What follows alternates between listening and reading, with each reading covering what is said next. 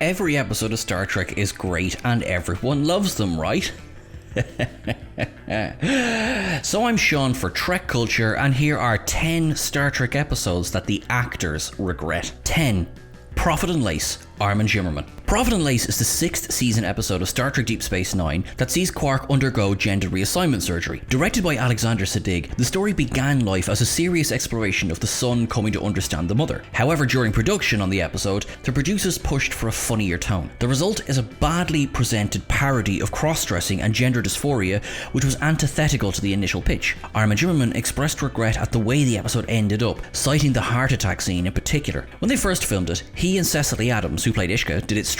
They fight, they cuss each other out, and then Ishka collapses because of her heart. Quark then goes into panic mode. As presented in the episode, it's a sillier escalation that robs the scene of any tension. This scene is analogous to the episode as a whole. Shimmerman regretted it, Alexander Siddig regretted it, and Ira Steven Behr would come to regard it as the episode that killed the chance for any future Ferengi-centric stories going forward. 9. Extinction, LeVar Burton. This is technically a cheat, as LeVar Burton didn't appear in front of the camera in this episode. Rather, he appeared behind it, directing it. In the years that have passed, he has openly stated that he was ashamed of being associated with this chapter of Enterprise. The plot follows a vaguely similar structure to Burton's own episode of Star Trek The Next Generation, Identity Crisis. In both installments, members of the crew are infected with a virus that regresses them to become something other than human. The thing about Extinction, however, is just how ridiculous everything comes across as. The episode arrived in Enterprise's 3rd season, when the show was generally beginning to pick up speed thanks to the Xindi arc. There is a message in the episode about ethnic cleansing and genocide, yet this is lost in the bafflingly awful execution of the storyline. To be very fair, Scott Bakula and Linda Park give it their all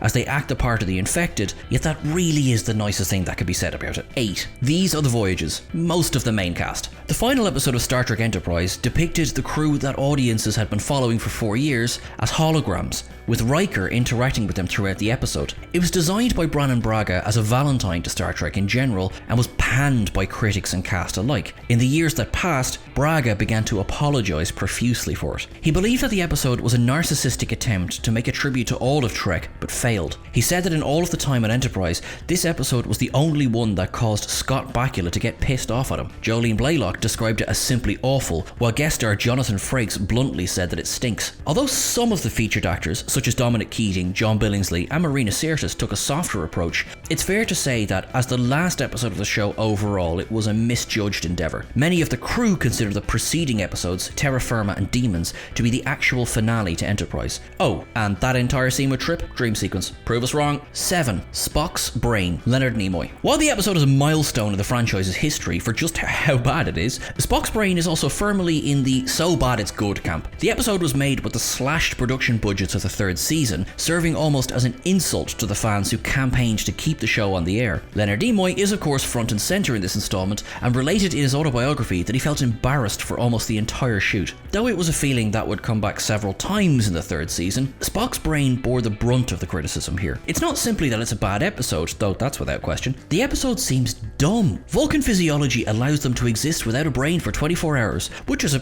pretty marvellous attribute for any species really, yet it had never been mentioned before and would never be mentioned again, so clearly it was made up on the fly. The story does give McCoy a few chances to have a bit of fun that is really stretching things. Nimoy's review may have just been the kindest thing to be written about Spock's Brain in its entire history. 6. The Last Outpost, Armin Shimmerman. The Ferengi were supposed to be the big villains of Star Trek The Next Generation in its 1st season, eventually rising to the same infamy as the Romulans and the Klingons. While they certainly became infamous, it wasn't for the reasons the writers intended, and for that, Armin Shimmerman again makes an appearance on this list. He was one of the very first members of this race to appear on screen, and considering he would go on to define what it meant to be a Ferengi, he feels responsible for the early failures with them. The Last Outpost depicts them as something akin to jackals on speed, barking and hissing, generally being a nuisance. Shimmerman had an impossible task: make this character description intimidating. Even the blue energy pulsating whips that they used weren't enough to make the audience take them seriously. Taking on the role of Quark in Deep Space Nine was Shimmerman's attempt to course-correct the damage that had been done to the Ferengi overall, giving the character everything he had to make sure no one would ever think of those hyped-up idiots from the Last Outpost again. 5. Assignment Earth, Terry Garr. Terry Garr appeared in the final episode of Star Trek's second season, Assignment Earth. The story had been created to serve as a backdoor pilot to a spin-off series. This proposed series would follow Gary 7 and his exploits, yet it never took off. This episode credits Gene Roddenberry as a producer rather than an executive producer, and he was incredibly hands-on in this installment. Though this was ostensibly to ensure that it was the best that it could be, to ensure it got a series order, it did involve him getting in everyone's way. Garr was particularly annoyed with him as he continually insisted that her skirt be shortened to make it more revealing. Not only did this upset the actress, but the costume designer William Ware Theiss quickly lost patience with Roddenberry as well. It all combined to make the set a dismal place to be. In the years since the episode's release,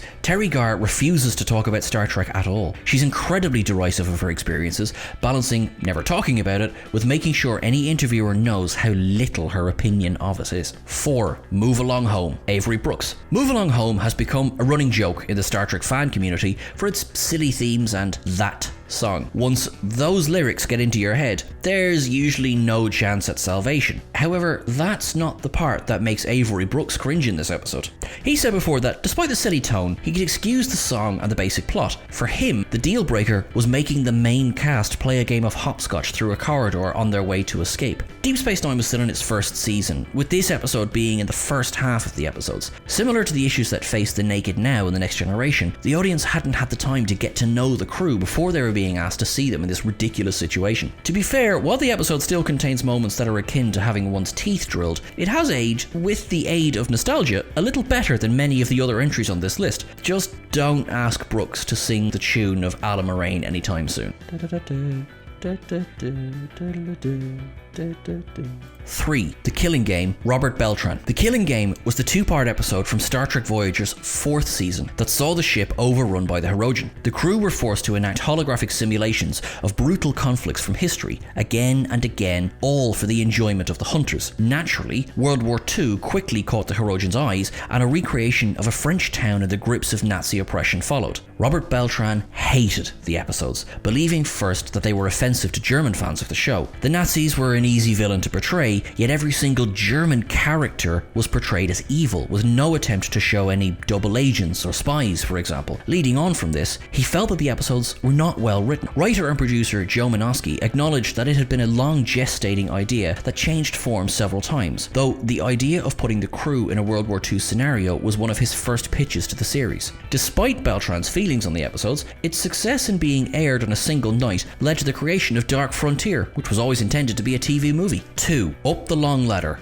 Colm Meaney and Sean Ferrick. Filming this episode was not an easy task for Colm Meaney. Up the Long Ladder was a second season entry in Star Trek The Next Generation, and to say that it misfires on almost every front doesn't do it justice. The depiction of Irish characters goes way beyond stereotype here, instead opting for an openly racist and degrading option. Meaney was far from the starring role that he would receive on Star Trek Deep Space Nine, serving instead as a day player still. That meant that speaking up and opining on the direction the episode was taking really wasn't much of an option at the time. He was none too pleased on set, something he has not elaborated on in the years since. Was, however, in a better position when If Wishes Were Horses came along, which originally featured a storyline focused on his Irishness in a condescending manner. This was swiftly changed. Up the Long Ladder was panned. It's no code of honour, yet arguably, Shades of Grey is a stronger entry. It also received hate mail, though it had nothing to do with the racism. Instead, the line in which Riker states he has the right to control his own body became a target for the Right to Life movement in the US, resulting in screenwriter Melinda M. Snodgrass getting a lot of hate mail. 1. Code of honour. Everyone. I mean, really, was there ever a question of what number 1 on this list was going to be? Code of Honour is the infamous early episode of Star Trek The Next Generation that is frequently voted one of the worst episodes of the entire franchise. Jonathan Frakes and Brent Spiner have both gone on the record with how much they hated the episode, citing it as a racist piece of shit. Rod Roddenberry feels that the episode isn't quite as bad as the reception would have people believe, yet it's the depiction of every member of the Ligonians that crushes any argument against the inherent racism on show. Although they are on the one hand technologically advanced enough to have contact with the Federation, they are backward enough as a society that a rigid gender stereotype exists. Catherine Powers wrote the script and would later write the script for Emancipation, an episode of Stargate SG-1 that follows almost exactly the same plot. Both episodes were widely panned by the cast and crews as well. Actor Garrett Wang, although he didn't appear in the episode, cites watching this as the reason he got the role of Harry Kim on Star Trek Voyager. After watching Code of Honor, he was no longer too nervous to audition. That's it for our list today. Now, I'm sure there's probably more episodes out there that the actors regret filming, and if you can think of any, please drop it into the comments below. Please don't forget to like, share and subscribe. Now don't forget that you can catch us over on Twitter at Trek Culture, and you can catch myself at Sean Ferrick as well. Remember, whatever you do, try not to regret your actions, but try not to make regrettable actions either. Look after yourselves, live long and prosper, and you guys are awesome. Thanks.